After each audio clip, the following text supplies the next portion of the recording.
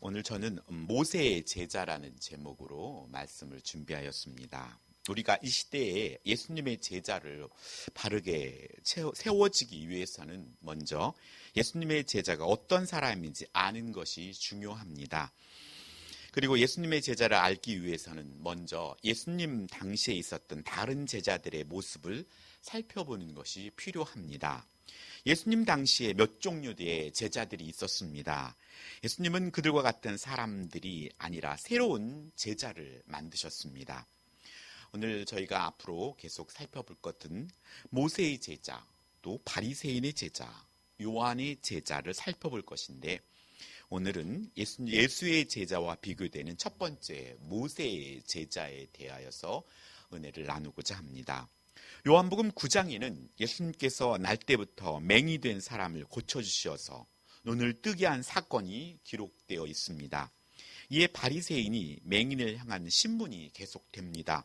이것은 신문이지 질문이 아니었습니다. 왜냐하면 바리새인들을 중심으로 신문하는 이들에게는 어떻게든지 예수님의 율법을 어긴 자로 만들어서 죽여야 했기 때문입니다. 책을 잡아야 하는데 책이 잡히지 않는 것입니다. 그래서 기적이 일어났음에도 이들은 기적 따위에는 관심이 없습니다. 이에 눈뜬 맹인이 27절에 내가 이미 일렀어도 듣지 아니하고 어찌하여 다시 듣고자 하나이까? 당신들도 그의 제자가 되려 합니까? 라고 반문합니다. 그러자 이들이 눈을 뜬 맹인에게 욕을 합니다. 그리고 요한복음 9장 28절에 너는 그의 제자이나 우리는 모세의 제자라 라고 말합니다. 예수님 당시 유대인들은 자신이 모세의 제자임을 자랑하였습니다. 그러면 모세의 제자의 특징은 무엇입니까? 요한복음 5장 45절로 47절에 말합니다.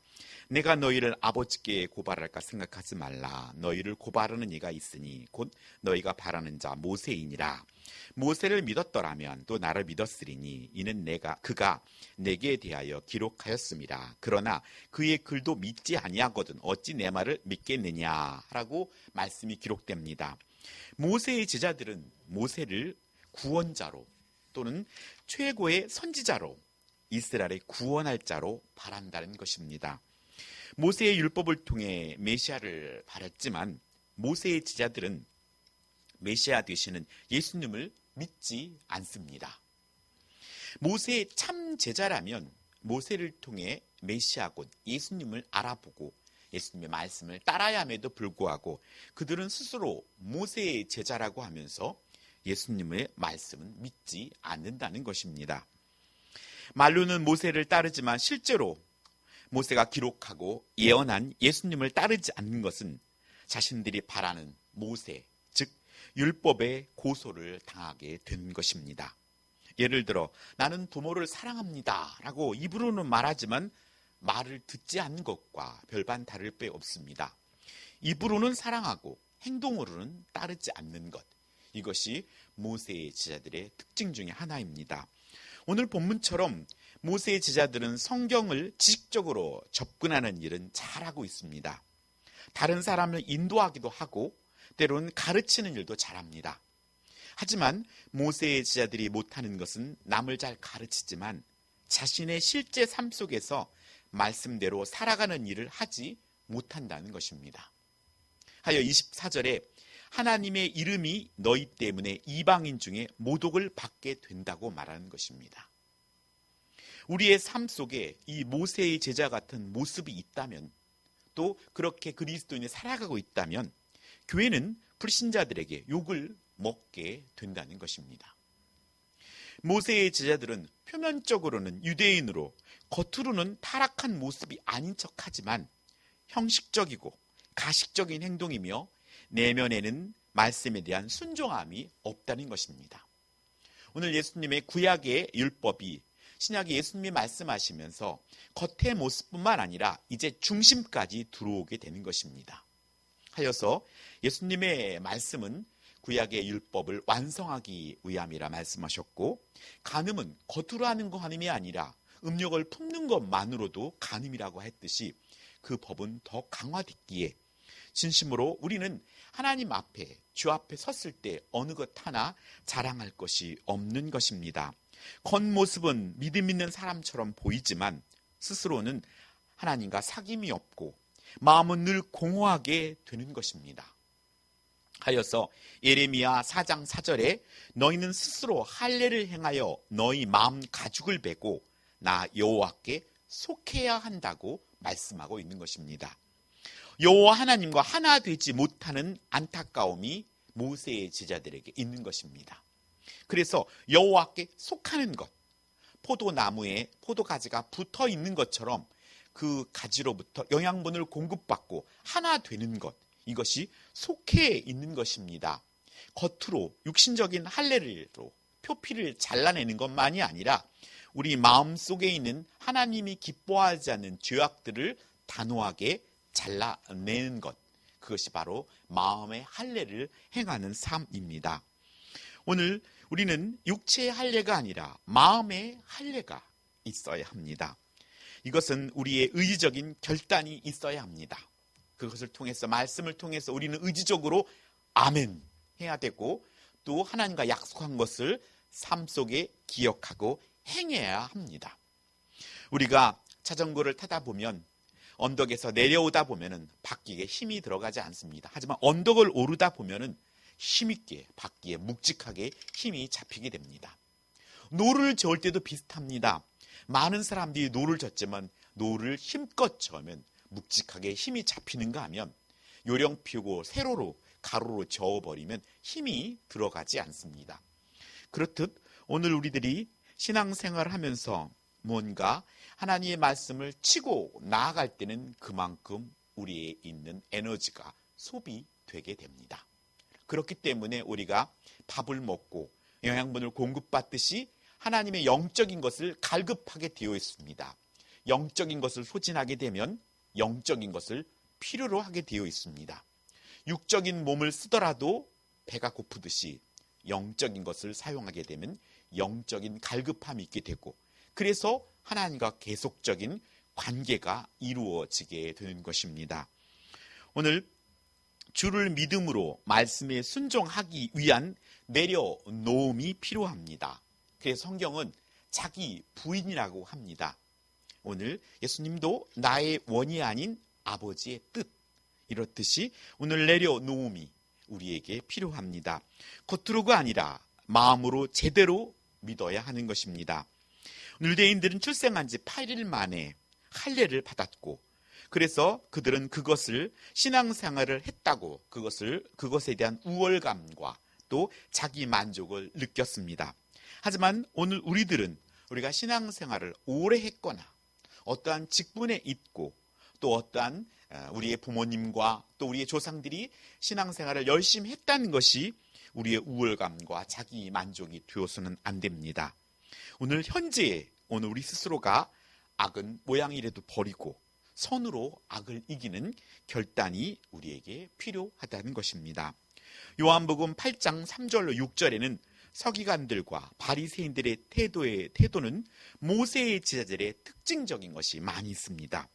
모세의 제자는 스스로 죄에 대하여 관대하고 또 죄를 지은 자에 대해서는 무자비하며 분노합니다. 이들은 은행 중에 잡힌 여자를 끌고 와서 가운데 세우고 고발하고 정죄합니다.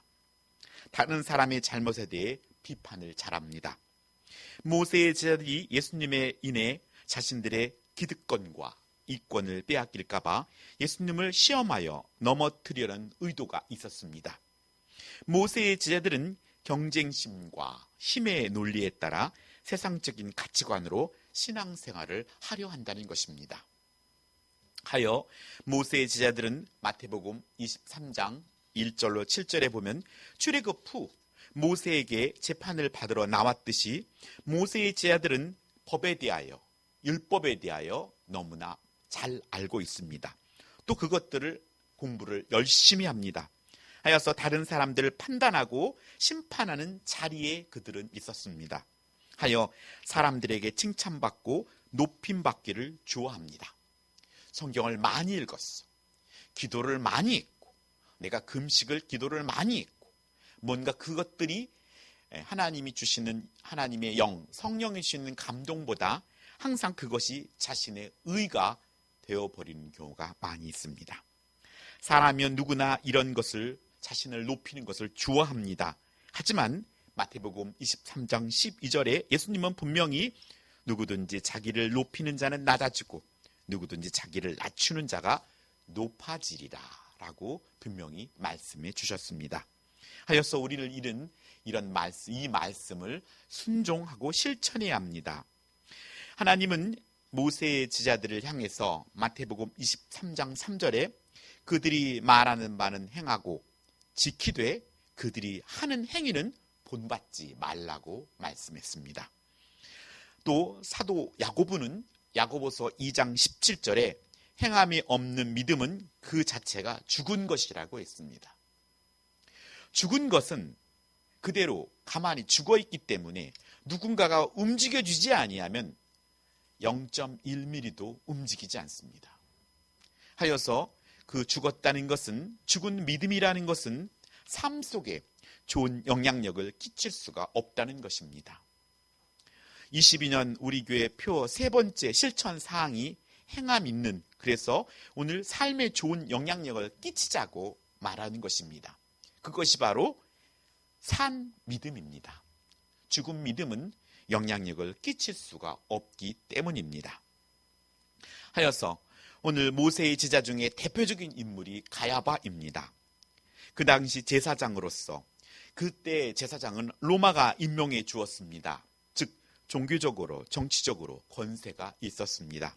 그 당시에 공회는 최고의 의결 기관으로서 종교적 권위가 있고 판단하는 자리였습니다. 가야바는 요한복음 11장 48절에 만일 그를 이대로 두면 모든 사람이 그를 믿을 것이요 그리고 로마인들이 와서 우리 땅과 민족을 빼앗아 가리라 하는 염려가 있었습니다.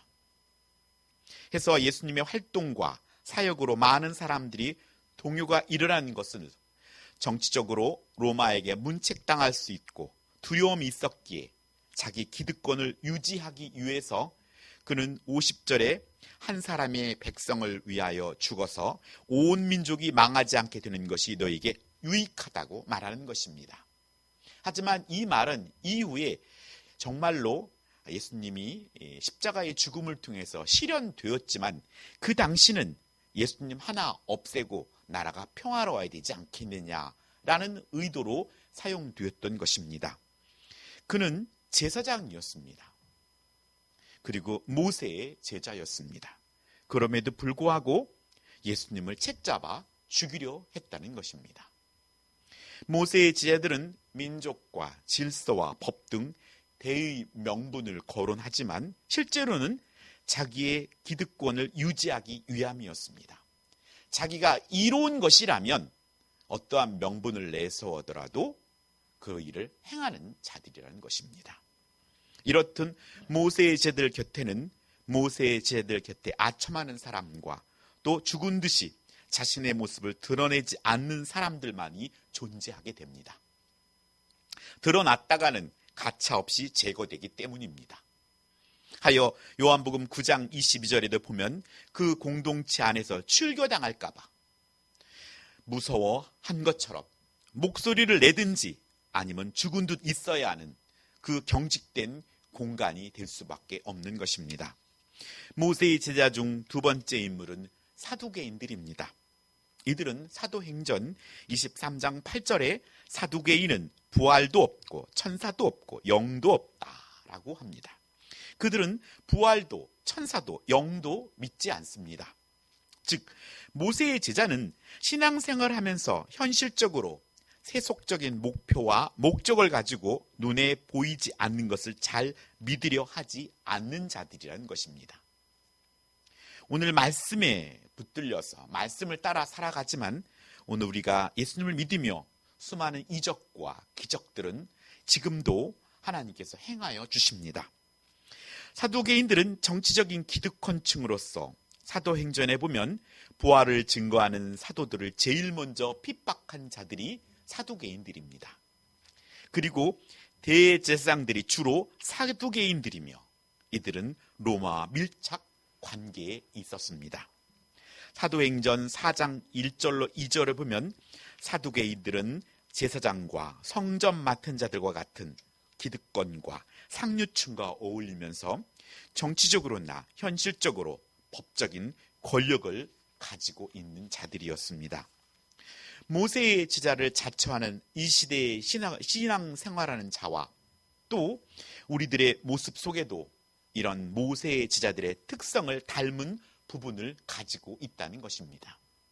하여 사두개인들은 예수님의 부활을 전하는 사람을 핍박하고 모세의 제자들에 의하여 예수님의 제자들이 죽임을 당하게 되었다는 것입니다. 예수님께서 맹인의 눈을 뜨게 한 것을 이들은 너무나 잘 알고 있었습니다. 그러나 기적보다는 자신들의 이해와 자리의 위엄과 명예가 더 중요했습니다. 그래서 종교인들이라고 하는 것입니다. 권세자들이라고 말합니다. 권세를 빼앗기지 않기 위해서 하나님마저 부인하려고 하는 사람들입니다. 말씀이 이들에게는 중요하지 않고 기적과 표적의 역사가 이들에게 중요한 것이 아닙니다.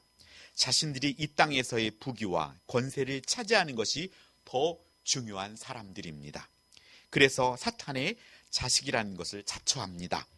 스스로 모세의 제자라고 하지만 이들은 진실로 모세의 제자가 아니기에 예수님 자리에 예수의 제자의 자리로 들어올 수 없지만 참된 모세의 제자는 예수님의 제자가 될 수 있다는 것입니다. 오늘 우리는 스스로 모세의 제자라고 하는 사람들의 특성에 대하여 오늘 말씀을 전하였습니다. 성경은 영적인 거울과 같아서 우리 자신을 비추어 보고 오늘 우리 스스로가 모세의 제자라고 스스로가 모세의 제자가 아니라 참된 모세의 제자를 통해서 오늘 우리를 살펴보아야 합니다. 참된 모세의 제자는 말씀을 통해 자신을 비추어 보고 또 예수님의 제자의 자리로 이동하는 사람입니다. 신앙은 성장하고 성숙해야 합니다. 오늘 처음에 우리의 모습들은 이렇게 모세의 제자의 특성들과 같은 것들이 우리 삶 속에 나타날 수 있지만 예수님의 제자로서 점점 더 예수님을 알아감으로 말미암아 이런 형식적인 것, 또 정죄하는 것, 이 모든 것을 통해서 진실로 예수의 제자로 우리는 이동해야 함을 말씀하고 있습니다. 우리도 모르게 형식화되고 또 예배에 대한 사모함과 또 말씀을 읽고 감동과 감격과 이 모든 것들이 사라질 때 우리는 사라질 수 있습니다. 그것을 캐치하고 다시금 주께로 돌아가려 애쓰는 것이 중요합니다. 어느새 자신의 말을 들어주길 원하고 안 들어주면 서운하고 또 형제의 잘한 점을 칭찬하고 격려하기보다 정죄하고 가르쳐야 하고 또 행함이 없이 말만 하고 있는 우리의 모습이 있다면 우리는 스스로 주께 돌이키는 저와 여러분 되기를 간절히 소원합니다. 하여서 오늘 말씀의 거울 앞에 다시 한번 우리를 비추어 보고 주님이 기뻐하지 않는 모습들이 마음의 할례를 행하고 다시 한번 주님이 기뻐하는 발걸음을 내딛는 저와 여러분이 되기를 예수님의 이름으로 축복합니다. 기도하겠습니다. 사랑과 은혜가 충만하신 아버지 하나님, 하나님 말씀을 머리만 알고 있고 삶으로 살아내지 못하는 모세의 제자의 특성이 우리에게 있습니다. 상대를 판단하고 정죄하며 또 스스로 칭찬받기를 좋아하고 높은 자리에 앉기를 좋아하며 향함 없는 믿음이 있음을 주여 고백합니다. 주님, 겉의 할례가 아니라 마음의 할례를 통해서 마음으로 예수님을 제대로 믿고 말씀에 순종하며 주를 따르는 예수님의 제자가 되게 하여 주시옵소서. 감사드리며 우리 주 예수님의 이름으로 기도드립니다. 아멘.